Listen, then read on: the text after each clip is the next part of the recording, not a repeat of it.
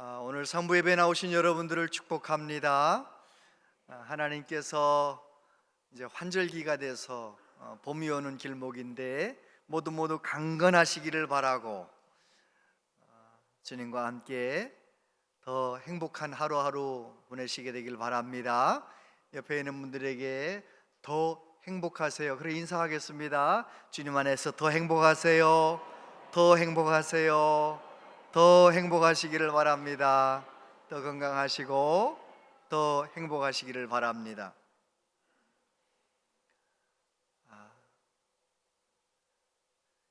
예배자로 승리하기 위해서, 예배자로 잘 살아가기 위해서 우리가 스스로 점검해야 할 내 믿음의 내용, 난 과연 지금 기도 생활 잘 하고 있는가? 그것을 확인해야 됩니다. 내가 지금 기도 생활이 건강하다면, 내가 하나님과 깊이 소통하고 있다면 나는 지금도 살아계신 하나님을 경험하게 될 것이고 하나님을 알아가게 될 것입니다. 하나님을 경험하고 하나님을 아는 것만큼 하나님을 제대로 예배할 수 있기 때문에 예배에 성공하려면 내가 기도 생활 잘하고 있는가 생각해 봐야 합니다.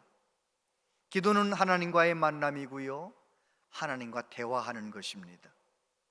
저와 여러분의 삶이 기도가 더 깊어지시게 되기를 바랍니다. 코로나로 인해서, 러시아 전쟁으로 인해서 아직도 우리는 마음이 놀란 가슴인데, 이번에 튀르키예 지진으로 인해서 세상에 새벽에 다 잠들어 있는 그 아파트가 또꿈을 무너지듯 그냥 다 무너져 내렸으니 얼마나 많은 사람이 죽고 몇천만 명이 이재민이 생기고, 종말의 때에는 지진이 일어나고 처처에 지진이 일어나고 전쟁이 일어나고 난리와 난리의 소문이 끝나지 않는다 했는데 정말 우리는 마지막 세상을 살고 있습니다. 이 종말의 여러 가지 현상들을 보면서 저와 여러분 마음 가운데 내가 하나님 찾으시는 예배자가 되고, 그러기 위하여 내 기도를 다시 한번 새롭게 재정비하고 하나님 앞에 더 좋은 기도의 사람 되겠다고 결심하는 이 시간이 되기를 바랍니다. 아멘. 예수님께서 3명의 제자를 데리시고 변화산에 올라가셨어요. 변화산은 학자들에 의하면 헐몬산이라고 하는데, 헐몬산의 높이가 2814m. 놀라지 않으시지요? 그래서 제가 그 영인산이 얼마나 높은가를 봤어요. 영인산 검색창에 쳐봤더니 영인산은 364m더라고요. 제가 영인산 여러 번 갔는데요, 아직도 제일 정상엔 못 가봤어요. 왜냐하면 거기 올라가면 지칠 것 같고 피곤할 것 같고 그래가지고 영인산 그 공원까지만 가고 그 꼭대기까지는 못 올라가 봤는데 엄청 높아 보이더라고요. 그런데 그게 고작 300 몇 미터예요. 364m인데 헐몬산은 2814m라니까요. 만년설이 이렇게 산 꼭대기에 있고 정말 높은 산이죠. 백두산도 2744m인데 얼마나 백두산보다도 더 높잖아요. 그 헐몬산에 예수님께서 어느 지점까지 올라가셨는지는 모르지만 제자들과 함께 올라가셔서 어느 지점에서 예수님이 영광스러운 모습으로 변화되는 거예요. 그래서 예수님께서 영광스러운 모습으로 변화되셔서 모세, 엘리야와 함께 예수님의 십자가 죽으심에 관한 대화를 나누시는 거예요. 제자들이 너무 영광스러운 그 모습 참아보지 못하고 엎드렸어요. 그 상황이 끝난 다음에 베드로가 뭐라고 말합니까? 주여, 여기에다가 초막셋을 짓고, 하나는 예수님 위해서, 하나는 모세를 위해서, 하나는 엘리야를 위해서 여기다가 초막 짓고 여기 삽시다 그러잖아요. 그 사건 속에서 우리가 꼭 기억해야 할 거 하나 있어요. 여러분, 헐몬산이 산 아래보다 편할까요? 불편할까요? 불편하지요. 화장실이 있어요, 목욕탕이 있어요, 집이 있어요, 부엌이 있어요, 뭐가 있어요. 얼마나 불편하지만, 그런데 영광스러운 예수님을 만나는 그 순간 베드로는 여길 떠나고 싶지 않다는 거예요. 여기서 그냥 있읍시다 그러는 거예요. 무슨 말이냐면, 예수님이 내 안에 계시면, 영광의 주님이 내 안에 계시면, 우리 가정에 계시면 그곳이 천국이 되고, 그래서 우리는 어떤 어려움도 넉넉히 이겨낼 수가 있는 것이지요. 예수님 3명 제자는 그 영광스러운 모습을 보면서 그렇게 감격하고 있는데, 저 산 아래에 9명의 제자들에겐 문제가 생겼어요. 어떤 아버지가 외아들을 데려온 겁니다. 귀신 들린 아들을 데려온 겁니다. 그런데 그 문제를 해결하지 못하는 겁니다. 그래서 사람들을 빙 둘러서서 제자들이 진땀을 흘리고 있는 거예요. 온갖 수치를 당하고 있는 거예요. 붙잡고 기도하면 귀신이 안 나가는 거예요. 문제가 해결되지 않는 거예요. 그런 상황 속에서 우리 예수님께서 오셔서 말씀을 하시고 귀신을 쫓아내셨는데, 이 말씀 속에서 저와 여러분들이 3가지 메시지를 받기를 원합니다. 첫 번째, 기도하지 않으면 무능합니다. 따라해 보세요. 기도하지 않으면 무능합니다. 17절부터 보면, 무리 중에 하나가 대답하되 선생님, 말 못하게 하는 귀신 들린 내 아들을 선생님께 데려왔나이다. 귀신이 어디서든지 그를 잡으면 거꾸러져 거품을 흘리며 이를 갈며 그리고 파리해지는지라. 내가 선생님의 제자들에게 내쫓아달라 하였으나 그들이 능히 하지 못하더이다. 대답하여 이르시되, 믿음이 없는 세대여, 내가 얼마나 너희와 함께 있으며 얼마나 너희에게 참으리요. 그를 내게로 데려오라 하시매. 저를 보세요. 예수님께서 이게 무슨 일이냐 물어보실 때 그 아이의 아버지가 대답했습니다. 제 외아들을 귀신 들려서 불에도 들어가고 물에도 뛰어들어가는 말도 못하고 이 귀신 들린 아이를 예수님 제자들한테 데려왔는데 제자들이 능히 고치지 못하더이다, 그러고 있는 거예요. 예수님께서 너무너무 답답하셔서 이 믿음이 없는 세대여, 제자들을 꾸중하시는 거죠. 내가 언제까지 너희를 참아야 되겠느냐, 예수님께서 꾸중하시는 것입니다.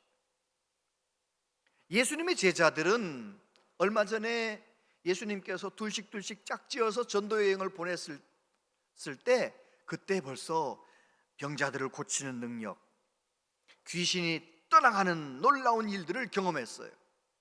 그런데 왜 그날은 귀신 들린 아이 하나를 문제를 해결하지 못했을까요?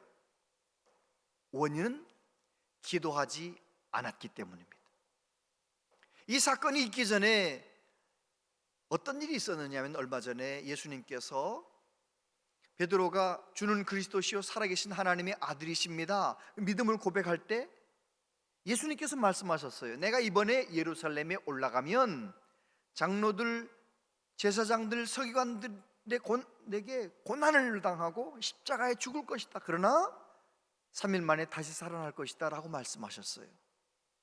굉장히 심각한 말씀을 하신 거 아니에요?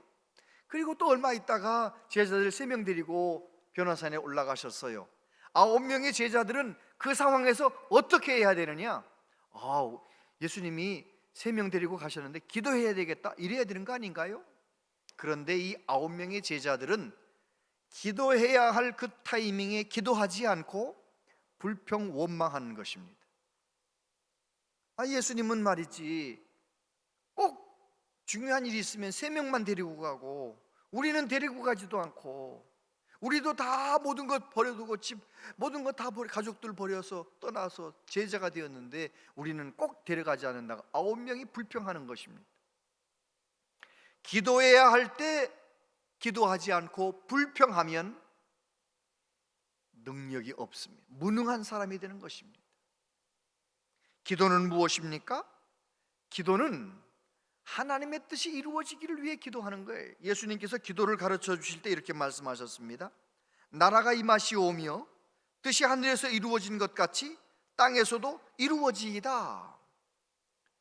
교회를 다니면서도 기도를 제대로 하지 않는 분들이 많아요. 미신 섬기는 사람들도 기도합니까? 안 합니까? 하지요. 무당들도 기도합니까? 안 합니까? 백일기도 천일기도 하잖아요, 그들도. 그런데 무당들이 하는 기도는 자기들의 신을 지극정성으로 구슬러 가지고 내가 원하는 것을 얻어내는 거예요. 내가 원하는 걸 해달라는 거예요. 우리 기독교는 그렇지 않아요. 기독교는 하나님 앞에 간절히 기도할 때 어떻게 기도하느냐? 나를 향하는 하나님의 선하신 뜻이 있음을 믿고 하나님의 선하신 뜻이 내 삶 가운데 이루어지기를 위해 기도하는 것, 이게 진짜 기도인 것이죠. 할렐루야. 예수님께서 제자들을 데리고 3명을 데리고 변화산에 올라가셨으면 예수님에게 특별한 계획과 뜻이 있음을 믿고 기도했어야 되는데 제자들은 기도하지 않은 거예요. 여러분, 우리 하나님은 어떤 하나님이십니까? 기도하는 사람에게 능력을 베푸신다고 하세요. 역대하 16장 9절 앞부분에 보면 여호와의 눈은 온 땅을 두루 감찰하사 전심으로 자기에게 향하는 자들을 위하여 능력을 베푸시나니. 할렐루야. 제자들은 9명의 제자들은 기도해야 할 시간에 기도하지 않았어요. 그래서 무능한 모습을 보였던 것이지요. 저와 여러분도 교회를 오래 다녔어도 지금 기도 생활 안 하고 있다면, 기도에 잠을 자고 있다면, 하루 종일 지나도 일주일 내내 지나도 기도 별로 안 한다, 식사 기도만 한다. 식사 기도하는 것도 기도는 기도인데 그건 기도했다고 말하는 거 아니에요. 시간을 정해놓고 30분이든 40분이든 내가 하는 기도의 제목을 가지고 하나님 앞에 간절히 기도하고 하나님을 구하고 주님 내 삶의 주인 되시라고 성령의 기름 부어달라고 하나님 앞에 간절히 기도하는 생활, 그 기도 생활 하지 않는다면 우리는 무능한 그리스도인일 수밖에 없는 것입니다. 결정적인 순간에 낙심하고 결정적인 순간에 믿음 없는 말을 하고, 여러분, 기도하지 않으면 무능하게 되는 것입니다. 두 번째, 기도하면 내가 변화됩니다. 따라해 보세요. 기도하면 내가 변화됩니다.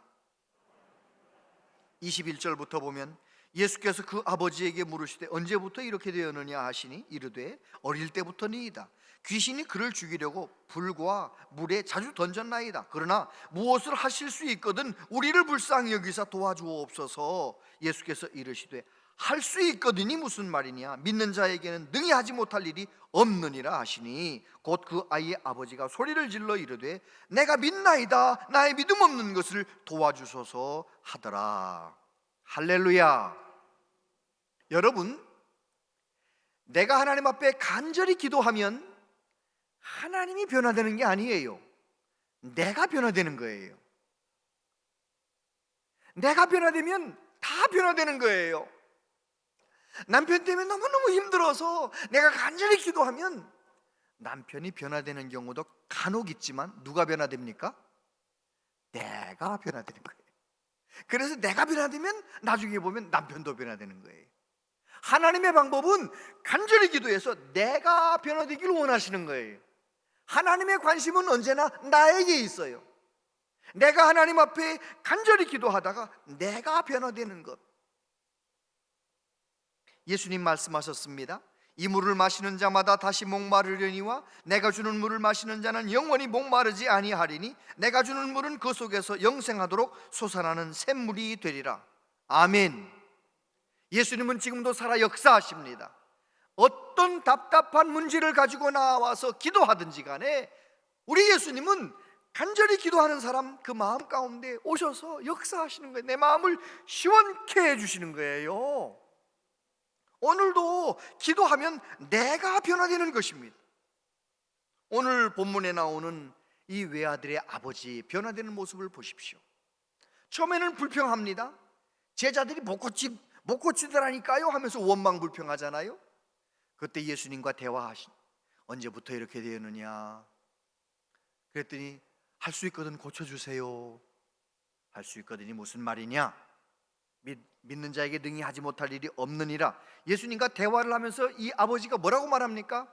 내가 믿나이다. 나의 믿음 없는 것을 도와주소서. 여러분, 예수님과 대화하면, 하나님과 대화하면, 기도하면 내가 바뀌는 거예요. 내가 바뀌면 놀라운 일이 일어나는 것입니다. 절대로 다른 사람이 문제가 아니에요. 내가 문제인 거예요. 제가 혼자 아내 없이 세 끼를 해결하던 때가 한 번 있었거든요. 그러면 이제 아내가 냉장고에 이렇게 해놓은 반찬, 그 반찬을 다 먹는 거 아니에요? 한 번은요, 점심은 똑같은 반찬으로 먹었는데 별로 맛이 없어. 그냥 점심에 때가 됐으니까 먹긴 먹었는데 그냥 먹는 둥 마는 둥 먹었어요. 그런데 저녁은 말이죠, 똑같은 음식을 꺼내서 똑같은 버퍼 가지고 똑같이 먹었는데 꿀맛같이 맛있는 거예요. 이유가 뭔지 아세요? 아침 먹고 점심 먹는 그 사이에 아내도 없고 하니까 뭐 이것저것 꺼내가지고 주전부리를 막 했잖아요. 그랬더니 점심 밥이 맛이 없더라고요. 근데 점심 먹고 난 다음에는요, 아주 컴퓨터하고 책 보고 뭐 열심히 일하다가 저녁 배가 고파서 먹었는데요, 똑같은 반찬인데 맛있는 거예요. 여러분, 내가 중요한 거예요. 내가 배가 고프면 똑같은 반찬인데도 꿀맛 같고, 내가 배가 부르면 똑같은 반찬인데도 맛대가리가 없고, 다 그런 거 아니에요? 그래요, 안 그래요? 그렇잖아요. 영적인 생활도 마찬가지입니다. 영적인 생활도 어떤 사람은요, 성경 말씀을 읽을 때 꿀송이처럼 달고요, 어떤 사람은 그냥 이걸 해야 되나 이러면서 읽고요. 그 차이가 뭐예요? 세상에 이런저런 거로 배가 부른 사람은요, 하나님의 말씀 배가 별로예요. 들어도 별로고 읽어도 별로고. 그런데 의에 줄이고 목마른 사람, 하나님의 은혜로만 살아보려고 몸부림치는데 내가 얼마나 부족한지, 세상이 얼마나 영적으로 승리하려면 얼마나 힘든지를 깊이 경험해서 영적으로 갈급한 사람은요, 그렇게 말씀이 맛있고 은혜가 될 수 없어요. 할렐루야. 여러분, 내가 중요합니다. 내가 변화되면 다 변화되는 것입니다. 자녀들 키우면서 얼마나 다들 어려워요. 그런데 이숙정이라고 하는, 아마 권사님이신 것 같은데, 이분이 남편이 박정희 대통령 때 이제 중요한 역할을 하다가 박정희 대통령 죽으면서 아이 셋을 데리고 미국에 이제 이민을 갔잖아요. 이민을 가가지고 그곳에 아이들을 키우는데 엄마가 기도하며 키웠어요. 그래서 나중에 책을 썼는데 그 책이 제목이 뭐냐면, 나는 3남매를 이렇게 해서 하버드 MIT에 보냈다. 미국의 최고의 학교를 보냈다는 거죠. 그분의 책 서문에 나온 내용입니다. 여자가 엄마가 될 수 있다는 것은 축복이다. 나는 아이들이 있었기 때문에 세상의 유혹으로부터 이길 수 있었고, 나태로부터 일어설 수 있었고, 무엇보다도 아이들 때문에 하나님께 기도하는 숭고한 마음을 갖출 수 있었다. 새 아이들은 나에게 참으로 많은 것을 주었다. 여자로서 엄마가 되어 누릴 수 있는 영광과 행복을 다 안겨주었다. 내가 그들의 엄마가 될 수 있었다는 것은 하나님의 축복이었다.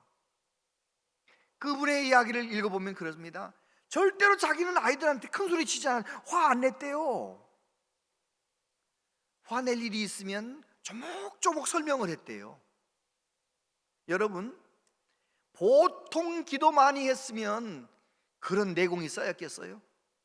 애들 놓고 정말 한국에서 이렇게 쫓겨오다시피 이렇게 미국에 와서 이민 생활하면서 얼마나 간절히 하나님 앞에 매달려 기도하면서 기도의 사람이 되니까 똑같은 자녀 양육인데 이 결과가 다른 거예요.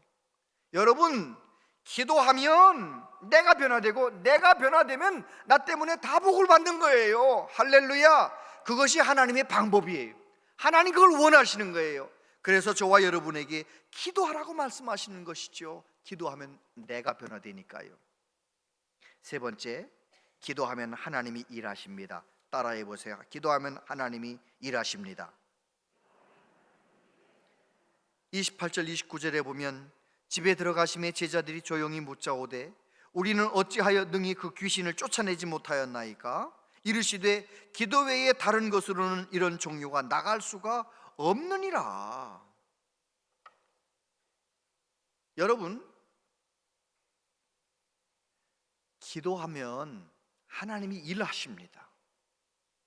여러분 그런 거 경험해 보셨습니까? 내가 기도했는데 하나님이 일하시는 거예요. 마가복음에 보면 왜 못 쫓아냈나요? 그러니까 기도 이외에는 안 된다 이렇게 말씀하셨잖아요. 마태복음의 똑같은 본문에 보면 믿음이 작아서 그렇다고 말씀하세요. 기도하지 않는 것과 믿음이 작은 것은 그건 똑같은 거예요. 예수님께서 그런 말씀을 하셨습니다. 내가 너희에게 이르노니 속히 그 원한을 풀어주시리라. 그러나 인자가 올 때 세상에서 믿음을 보겠느냐 하시니라. 예수님께서 기도를 가르쳐 주시면서 이런 말씀을 하셨어요. 불의한 재판관이 하나 있었다. 그 불의한 재판관이 너무너무 억울해서 그 과부가 불의한 재판관에게 가서 너무너무 억울한 것을 그저 매일 가서 졸라댄다. 이 원한을 풀어달라고.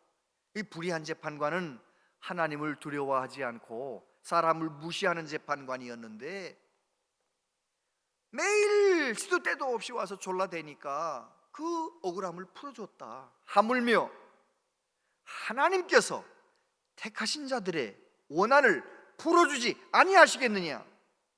그러면서 하신 말씀이 내가 세상에 올 때 세상 끝날에 세상에서 믿음을 보겠느냐 그렇게 말씀하셨어요. 여기서 믿음을 보겠느냐는 말씀이 무슨 말씀이에요? 시도 때도 없이 하나님 앞에 늘 매달려 기도하는 사람, 그런 사람이 없다는 거예요 세상에. 여러분 우리 교회는 그러지 말고 내 삶 가운데 어떤 어려움이 생겼습니까? 사람의 힘으로 해결하기 어려운 문제가 생겼습니까? 그렇거들랑 시도 때도 없이 와서 하나님 앞에 기도하세요. 시간을 정해놓고 3번도 좋고 4번도 좋고 자꾸 와서 기도하세요. 하나님이 일하시는 것을 보게 될 것입니다. 시편 145편 18절에 보면 다 같이 읽어보세요. 시작. 여호와께서는 자기에게 간구하는 모든 자 곧 진실하게 간구하는 모든 자에게 가까이 하시는도다. 할렐루야. 하나님은 어떤 하나님이십니까? 진실하게 내 문제를 하나님 앞에 내어놓고 간구하는 사람, 간절히 기도하는 사람, 그 사람에게 가까이 오셔서 그 사람의 작은 한숨에도 그 사람의 기도에 귀를 기울이시고 응답하시고 역사하시는 거예요.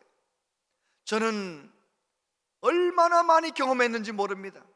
제 개인적으로도 그렇고 성도들의 문제를 놓고 붙잡고 기도할 때도 그렇고 나는 이만큼 기도했는데 하나님은 놀랍게 응답하시는 거예요.